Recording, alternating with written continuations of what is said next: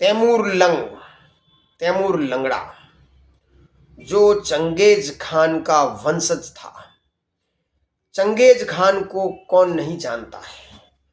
Genghis Khan Mongolia का रहने वाला था।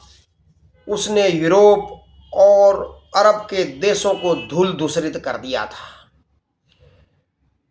जैसे हवा चलती है, तूफान चलता है, आंधी चलती है, उस प्रकार रेत उड़ती है, कीड़े मकोड़े मर जाते हैं, उसी प्रकार उसने जीवों की हत्या की, उसने इंसानों की हत्या की, उसने लहू बहाया। उसने लगभग विश्व की 10% जनता को खत्म कर दिया, काट डाला उसने। तैमूर लंगड़े को भी ये घमंड था कि वो चंगेज खान का वंशज है। चंगेज खान मुसलमान नहीं था, वो बौद्ध था। कालांतर में कुछ पीढ़ियों बाद में चंगेज खान के वंशज और तैमूर लंगड़े के पुरखों ने इस्लाम अपना लिया था और क्रूरता का कंपटीशन अपने पुरखे चंगेज खान से करने लगे थे। तैमूर लंगड़ा 1336 में पैदा हुआ था और 1369 में मंगोल शासक उज्बेकिस्तान समरकंद में जो मर गया था, उसने समरकंद की गद्दी पर कब्जा कर लिया था। समरकंद की गद्दी पर कब्जा करते ही उसने अपने देश को, अपनी सीमाओं को शक्तिशाली बनाया, अपनी फौज को शक्तिशाली बनाया। 1380 से लेकर 1387 तक उसने अरब के देश जैसे बगदाद, कुर्दिस्तान, तेहरान के इलाके, अजरबैजान, इन इलाकों को उसने नष्ट भ्रष्ट कर दिया। तमाम जवान बुजुर्ग पुरुषों और बुजुर्ग महिलाओं को काट डाला गया और जवान महिलाएं और बच्चों को गुलाम बना लिया गया। तैमूर लंगड़े की यही पॉलिसी थी, जहां वो जाता तमाम पुरुषों को खत्म कर देता, बुजुर्ग महिलाओं को खत्म कर देता और जवान औरतें और बच्चों को गुलाम बना लेता। ज्यों ज्यों मैदान में इंसानों के रक्त की नदियां बहती, उसकी खून की पिपासा और बढ़ती। इस क्रूर तैमूर ने जब इतना कर लिया, इतना सबको नष्ट भ्रष्ट कर दिया, कई लाख लोगों को मार डाला, तब उसको लगा कि मेरे पुरखे जिस प्रकार चंगेज खान ने पूरे अरब को और यूरोप को तबाह किया, लेकिन हिंदुस्तान में वो एंट्री नहीं हुआ, क्योंकि सिकंदर जैसे विश्व विजेता को राजा पोरस ने धूल धूसरित कर दिया था। शकों को सम्राट विक्रमादित्य ने खत्म कर दिया था। लेकिन इसकी पिपासा इसलिए बढ़ी कि मेरे पुरखे चंगेज खान हिंदुस्तान पर क्यों नहीं हमला कर सके, तो वो काम मैं करूंगा। और उसने अपने सरदारों और सामंतों से, अमीरों से कहा अपने इस प्रोजेक्ट के बारे में। वो इतनी दुनिया लूट चुके थे, खत्म कर चुके थे, उनको हिंदुस्तान में जाने पर डर लगता था। लेकिन तैमूर ने कुरान की याद दिलाई, जिसमें कहा था काफिरों का कत्ल करना वाजिब है और बुत परस्त है उनको तो नष्ट करना बेहद जरूरी है। जब तैमूर लंगड़े ने हिंदुस्तान पर हमला करने का सोचा, उस समय नसीरुद्दीन तुगलक का शासन था। तुगलक भारत में सबसे क्रूर शासक रहे हैं, हिंदुओं को खत्म करने में, काट डालने में। लेकिन तैमूर को लगता था कि अभी भी ये कम है, हिंदुओं को ये बहुत कम काट रहा, बहुत कम मार रहा, बहुत कम लूट रहा है, बहुत कम बलात्कार कर रहा है। ये बात कही, लेकिन उसके मन में ये भी था कि हिंदू बहुत धनवान होते हैं, उनकी पत्नियां, उनकी बच्चियां बहुत खूबसूरत होती है, उनको भी लूटने का उसने कहा कि अपने को 72 हूरें भी मिलेंगी। तो अमीर और सरदार मान गए। सबसे पहले उसने 1398 में अपने पोते पीर मोहम्मद को भेजा। पीर मोहम्मद एक विशाल सेना लेके भारत पर चढ़ाई की। उसने सबसे पहले भक्त प्रहलाद की नगरी मुल्तान पर कब्जा किया। मुल्तान में निरीह हजारों हिंदुओं का कत्ल किया गया।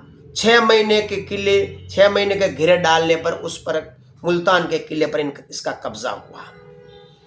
फिर उसके बाद तैमूर लंगड़ा खुद अपनी विशालकाय सेना 5 लाख सेना लेकर हिंदुस्तान पर हमला किया। उसने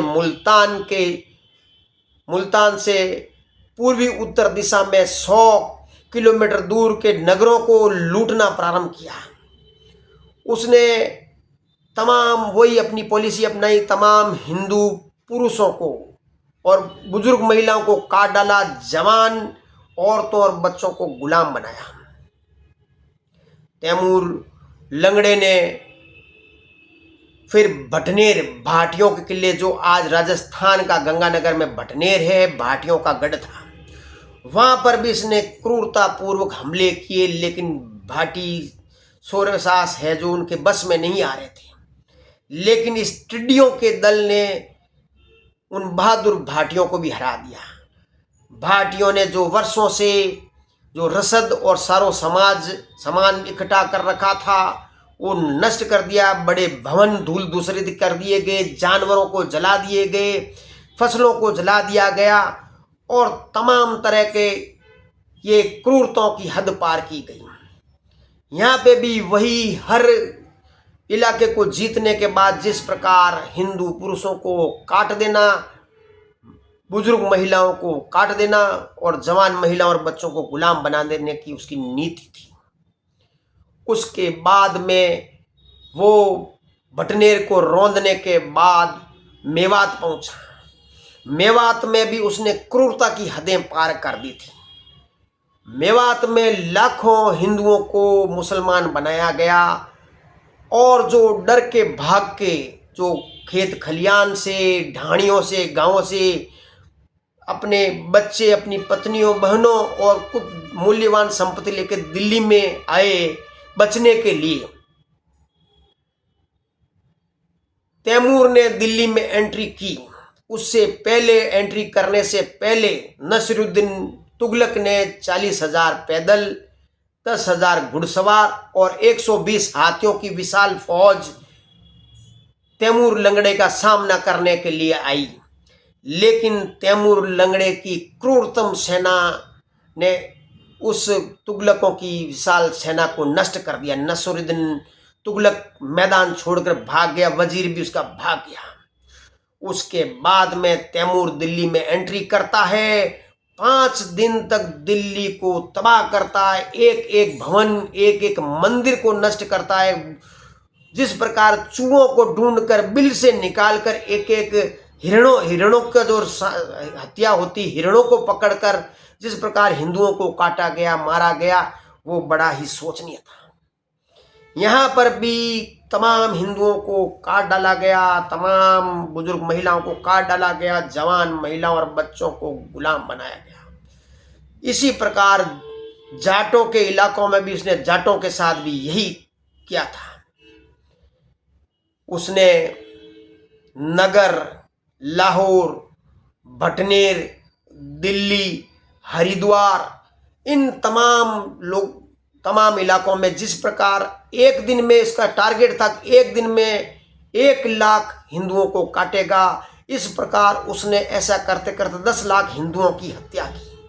हरिद्वार में कुंभ चल रहा था, उस दौरान जब तैमूर आया तो उनको ऐसा लगा जिस प्रकार जंगल के अंदर कोई शाकाहारी जानवर हुआ करते हैं, उनका शिकारी शिकार करता है भरपूर मात्रा में, उसी प्रकार उसे लगा कि ये भीड़ को नष्ट करेंगे, नरसंहार करेंगे। इतना नरसंहार करने के बाद भी उसका जीव नहीं भरा। नागा साधुओं ने तैमूर लंगड़े का सामना किया, लेकिन नागा साधु कितना विरोध कर सकते थे। उन्होंने अपनों को शहीद किया, बलिदान दिया, लेकिन बड़ी मात्रा में हिंदुओं को मारा गया। तैमूर लंगड़े ने सीरिया, आज का जो सीरिया भूमध्य सागर से लेकर मोसापोटामिया जो पुरानी संस्कृति है, बगदाद, उसकी तमाम निशानियां नष्ट कर दी। अफगानिस्तान को नष्ट कर दिया। अफगानिस्तान पहले हिंदुस्तानी हुआ करता था, उससे लेकर उसने नष्ट कर दिया। अजरबैजान को नष्ट कर दिया, कुर्दिस्तान को नष्ट कर दिया, और भारत को भी उसने नष्ट करके चला गया। उसने, इस तैमूर लंगड़े ने चीन पर भी हमला करने का विचार किया, लेकिन एक साधारण से छोटे से जुकाम से तैमूर लंगड़े की 1404 में मौत हो गई। भारत में तैमूर लंगड़े के उपासक भी खूब मिलते हैं। आज जो कोई सेलिब्रिटी है अपने बच्चे का नाम तैमूर रखते हैं, वो ये बताना चाहते हैं कि हम आपकी बेटी से ही आपको मारने वाला शत्रु हम पैदा कर रहे हैं। वो चैलेंज दे रहे हैं।